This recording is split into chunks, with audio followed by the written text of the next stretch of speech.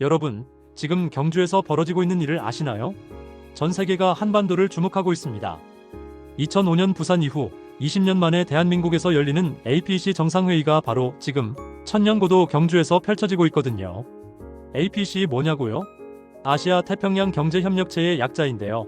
전 세계 GDP의 약 61%, 교역량의 50%를 차지하는 21개 회원국이 모이는 세계 최대 규모의 지역협력체입니다. 쉽게 말해서 세계 경제의 반 이상을 좌우하는 나라들이 모두 한자리에 모이는 거예요. 그런데 이번 경주 APEC 특별한 이유가 뭐냐? 첫 번째, 도널드 트럼프 미국 대통령이 왔습니다. 2022년 이후 3년 만에 미국 대통령이 한국을 찾은 거고, 트럼프 개인으로는 2019년 이후 6년 만의 방한이에요. 그런데 더 놀라운 건 시진핑 중국 국가주석도 동시에 왔다는 겁니다. 2014년 박근혜 대통령 시절 이후 무려 11년 만의 방한이에요. 생각해보세요. 세계 최강대국 미국과 중국의 정상이 동시에 한국 땅을 밟았습니다. 그것도 서울이 아니라 경주라는 지방도시의 국빈 자격으로 방문한 거예요. 이게 얼마나 대단한 일인지 아시겠죠? 그리고 이 두 정상이 6년 4개월 만에 다시 마주 앉았습니다. 장소는 부산이었어요. 미중 무역전쟁이 극에 달한 상황에서 전 세계가 숨죽이며 지켜본 회담이었죠. 무려 100분 동안 진행된 이 회담에서 재미있는 장면이 연출됐습니다. 트럼프 대통령이 시진핑 주석에게 10점 만점에 12점을 준다며 칭찬을 아끼지 않은 거예요. 시진핑 주석도 친구애라며 화답했고요. 두 정상이 회담장을 나서며 대화하는 모습이 포착됐는데 전 세계 언론이 이 장면에 주목했습니다. 이 회담에서 중국은 희토류 수출 통제를 유예하기로 합의했습니다. 그 대신 미국은 중국에 부과했던 관세를 10%포인트 낮추기로 했고요. 펜타닐 문제, 불법 이민, 통신 사기, 자금 세탁, 그리고 AI와 전염병 대응까지 양국이 협력하기로 했어요. 트럼프 대통령은 희토류 문제가 해결됐다며 내년 4월 중국을 방문할 예정이라고 밝혔습니다. 여기서 끝이 아닙니다. 한미 정상회담도 열렸죠. 그리고 놀랍게도 한미 관세 협상이 타결됐습니다. 트럼프 대통령은 경주박물관에서 열린 환영식에서 이재명 대통령으로부터 무궁화 대훈장을 받았고 천마총 금관 모형을 선물로 받았어요. 트럼프는 한국의 핵추진 잠수함 건조도 승인했는데 이 잠수함은 미국 필라델피아 조선소에서 건조될 예정이라고 밝혔습니다. 미국 조선업이 곧 다시 활기를 찾을 거라는 말도 덧붙였죠. 한중 정상회담도 11월 1일에 예정돼 있습니다. 11년 만에 한중 관계를 복원할 기회가 온 거죠. 그런데 경주에 온 건 정상들만이 아닙니다. 엔비디아의 젠슨 황 CEO가 15년 만에 한국을 찾았어요. AI 반도체 시장의 절대 강자 엔비디아의 수장이 APEC CEO 서밋에 참석하기 위해 한국에 온 겁니다. 재미있는 건 젠슨 황이 미국에서 열린 GTC 행사에서 한 말입니다. 원래는 트럼프 대통령이 이 행사에 참석하려고 했대요. 그런데 이틀 전에 연락이 와서 한국에 가야 한다고 했다는 거예요. 젠슨 황 본인도 결국 한국으로 가게 됐죠.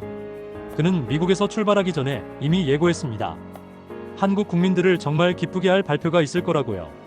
그것도 트럼프 대통령까지 기쁘게 할 발표라고 했어요. 젠슨 황은 삼성전자, SK, 현대차, LG, 네이버를 직접 언급하며 모든 한국 기업이 자신의 깊은 친구이자 훌륭한 파트너라고 말했습니다. 그리고 삼성전자 이재용 회장, SK그룹 최태원 회장, 현대차그룹 정의선 회장을 차례로 만났어요. 무슨 얘기가 오갔을까요? HBM, 그러니까 고대역폭 메모리 반도체 공급 계약입니다. 젠슨 황의 이번 방한은 사실 세 번째예요. 2008년에는 서울대에서 특별 강연을 했고 2010년에는 용산 전자상가에서 블리자드 엔터테인먼트의 스타크래프트2 글로벌 출시 기념 행사에 참석했었죠. 스타크래프트를 사랑하는 한국을 그때부터 특별하게 생각했던 겁니다. 그리고 15년 만에 다시 한국을 찾았는데 이번엔 한국 기업들과 AI 시대를 함께 열기 위해서예요.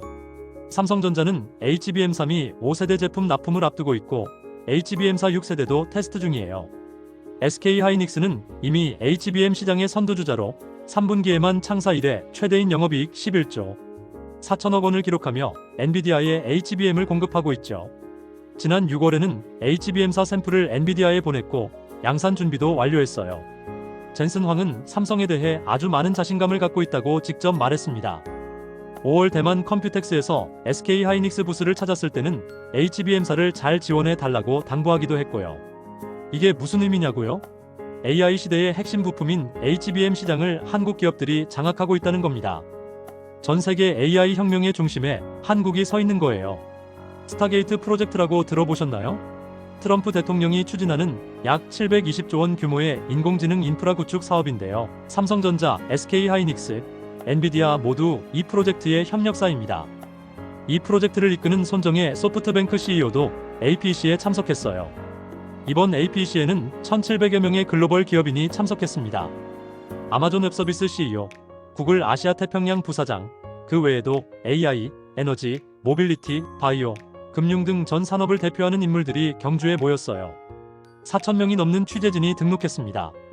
전 세계의 눈과 귀가 경주를 향하고 있는 거죠. 한국 의료 AI 기업 루닛도 APC 공식 전시관에 의료 AI 기업 중 유일하게 참여했어요.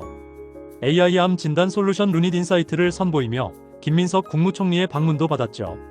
한국의 AI 기술력이 의료 분야에서도 세계적 수준임을 보여준 겁니다. 한국이 이번 APC 의장국으로서 내세운 주제는 우리가 만들어가는 지속 가능한 내일, 연결, 혁신, 번영입니다. 특히 AI 협력과 인구구조 변화 대응을 핵심 성과로 제시했는데요. APC 정상 차원에서 이 두 주제를 공동으로 논의하고 합의를 모색하는 건 이번이 처음이에요. 10월 21일부터 23일까지는 인천 영종도에서 APC 역사상 최초로 재무장관회의와 구조개혁장관회의를 연계해서 개최했습니다.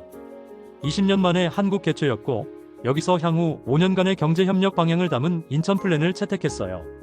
AI 디지털 기술 혁신, 인구구조 변화 같은 새로운 경제 환경에 대응하기 위한 역내 회원 간 정책 공조를 강화하기로 한 겁니다. 그런데 왜 하필 경주였을까요? 인천도 있고 제주도 있었는데 말이죠. 경주는 천년고도, 기원전 57년부터 서기 935년까지 약 1000년간 신라의 수도였던 곳입니다. 유네스코 세계문화유산이 곳곳에 있고 한국의 오랜 역사와 문화적 정체성을 보여줄 수 있는 최적의 장소죠. APC이 추구하는 핵심 가치 중 하나가 포용적 성장입니다. 화려한 수도의 모습 대신 1000년 역사를 간직한 경주의 모습을 통해 진정한 포용적 성장의 의미를 보여주겠다는 거예요. 게다가 수도권이 아닌 지방도시에서 국제행사를 개최함으로써 지역 균형 발전의 의지를 전 세계에 보여주는 상징적 의미도 크고요. 경주는 김해국제공항, 대구국제공항, 포항경주공항, 울산공항 등 1시간 이내 거리에 공항이 4개나 있어요. 접근성도 뛰어나죠. 2005년 부산 APC 때도 한미 정상회담을 개최한 경험이 있고요. 각국 정상들의 숙소 배정도 재미있습니다. 트럼프 대통령은 경주 힐튼 호텔에, 시진핑 주석은 경주 코오롱 호텔에, 다카이치 사나에, 일본 총리는 라한 셀렉트 경주에 머물렀어요. 경주에 특급 숙소가 부족해서 일부 국가 정상들은 부산 같은 인근 도시에서 숙박하기도 했습니다. 매일 아침 모터케이드를 타고 경주로 이동하는 풍경이 장관이었죠. 이번 APC 정상회의 주간은 10월 27일부터 11월 1일까지 일주일간 진행됐습니다. 최종 고위 관리 회의로 시작해서 APC CEO 서밋, 외교통상합동 강요 회의를 거쳐 10월 31일과 11월 1일 이틀간 본회의인 정상회의가 열렸어요. 21개 회원국 정상을 비롯해 6천여 명의 관료와 기업인, 언론인이 방한했습니다. 호주의 앤서니 앨버니지 총리, 캐나다의 마크 카니 총리, 일본의 다카이치 사나의 총리, 인도네시아의 프라보어 수비안토 대통령 등이 모두 경주에 모였죠. 10월 21일에 막 취임한 다카이치 일본 총리는 취임 후 첫 해외 일정으로 APC를 선택했어요. 캐나다의 마크 카니 총리도 3월 14일 취임 후 처음 참석하는 APC였고, 멕시코의 클라우디아 셰인바움 대통령도 2024년 10월 1일 취임 후 처음 APC에 참석했습니다. 특히 UAE의 칼리드 아부다비 왕세자와 IMF 총재까지 특별 연사로 참석했습니다. APC 회원이 아닌데도 참석한 거예요. 그만큼 이번 경주 APC의 위상이 높다는 뜻입니다. 정부는 이번 정상회의의 결과물로 경주 선언 채택을 추진했습니다. 아시아 태평양 지역 21개 회원의 경제협력 의지를 담은 선언문이죠. 무역 투자 활성화, AI 시대 대응, 지속 가능한 성장 같은 내용이 담길 예정이에요. 생각해보세요. 2005년 부산 APC 이후 20년 만입니다. 그 사이 한국은 얼마나 성장했나요? 반도체 강국, IT 강국을 넘어 이제는 AI 시대를 선도하는 나라가 됐어요. BTS, 블랙핑크로 대표되는 K-팝, 오징어 게임과 기생충 같은 K 콘텐츠가 전 세계를 휩쓸고 있고요. 이번 APC 홍보 영상도 화제였습니다. 지드래곤이 홍보대사로 나왔는데요. 박찬욱 감독, 박지성, 셰프 안성재, 아이브 장원영, DJ 패기 국까지 한국의 각 분야를 대표하는 인물들이 모두 참여했죠. 그것도 개런티 없이요. 가장 화제가 된 장면은 이재명 대통령이 공항 주차 관리 중인 모습과 한복 입은 장원영이 지드래곤에게 2025차 좀 빼달라고 외치는 장면이었어요. 대통령실에서 실제로 촬영했다고 하니 얼마나 공을 들였는지 알 수 있죠.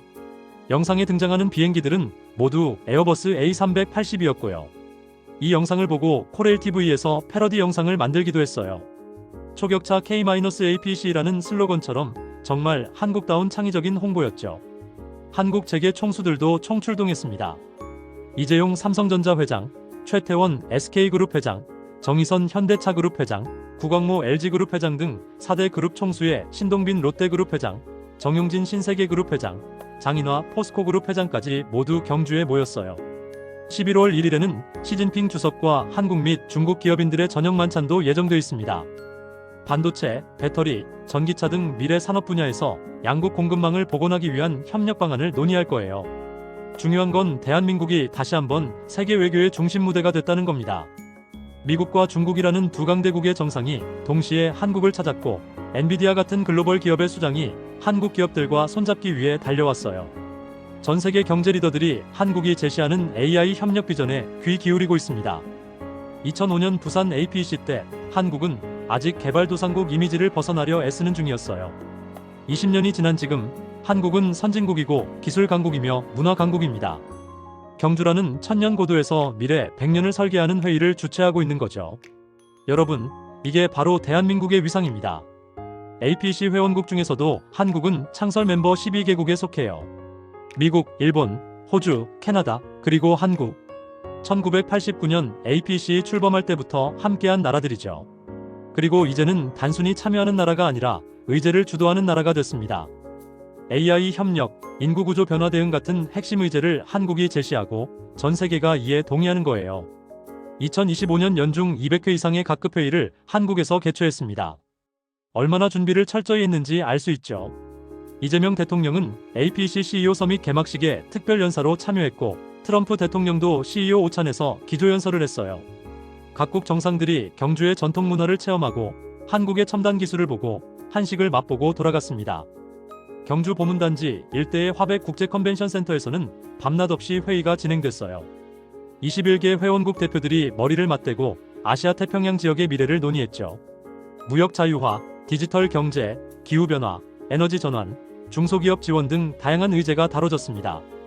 이번 APEC 끝나고 나면 세계는 달라질 겁니다. 미중 관계의 새로운 물꼬가 트였고 한미 관계는 더욱 공고해졌으며 한중 관계도 복원의 기회를 맞았어요. 한국 기업들은 엔비디아 같은 글로벌 기업과의 협력을 더욱 확대했고요. 무엇보다 전 세계가 다시 한번 확인했습니다. 대한민국은 신뢰할 수 있는 파트너이고 미래를 함께 만들어갈 수 있는 나라라는 거요. 천년 역사를 가진 경주에서 우리는 다시 100년, 1000년을 내다보는 비전을 제시했습니다. 이게 바로 대한민국의 저력입니다. 전쟁의 폐허에서 일어나 반세기 만에 선진국이 됐고 이제는 세계 경제의 방향을 제시하는 나라가 됐어요. 2025년 경주 APEC, 대한민국이 다시 한번 세계의 이름을 새긴 역사적인 순간이었습니다.